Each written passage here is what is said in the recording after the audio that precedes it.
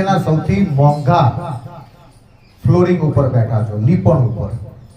Italian હોય ને એને એક જ વખત કરાવવું પડે જીવનમાં અને પૈસા આપી દેવાના, અને વર્ષમાં 4 વખત કરાવવું પડે. પણ હવે તમે બધા તમારો મોબાઈલ ચેક કરો, શું થાય છે એમાં? નેટવર્ક નથી ને. હવે તમે બહાર જશો ને તો તમારું મોબાઈલનું નેટવર્ક આવશે. જ્યારે તમે ગાયના છાણા ઉપર બેઠા હોય ત્યારે તમારું મોબાઈલનું નેટવર્ક 0 થઈ જાય, એટલે રેડિયેશન 0 થઈ જાય. એટલે જે નેગેટિવ ફ્રીક્વન્સી છે જે આપણા શરીરને ડેમેજ કરે છે એ ગાયના છાણમાં એબ્સોર્બ થઈ જાય. એટલે ગાયને કહેવાય ગાવો વિશ્વસ્ય માતરઃ.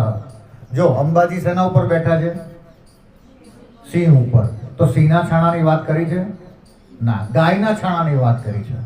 કેમ? કારણ કે ગાયના છાણામાં આટલી બધી તાકાત છે. આ લીપણ ઉપર તમે બેઠા છો, એ લીપણ તમારા મોબાઈલનું રેડિયેશન 0 કરી નાખે. તો તમારા ઘરમાં એક ગાયનું છાણું ક્યાંક હેંગ કરી દેજો, લટકાઈ દેજો. પંખાની અંદર 2 છાણાની ટીકડી મૂકી દેજો, એની કેપ હોય ને એની અંદર. તો તમારા ઘરમાં નેગેટિવ જે વાઇબ્રેશન હશે ને એ એબ્સોર્બ થઈ જશે, અને દર મહિને બદલી નાખવાની.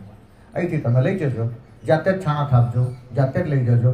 Everything is free of cost. અને તમે જ્યારે આવો ત્યારે અમારી ચા કોફી પીતા જજો, આનાથી વધારે શું આપીએ. પણ તમે એવું સમજજો કે આ ભારતીય દેશી ગાય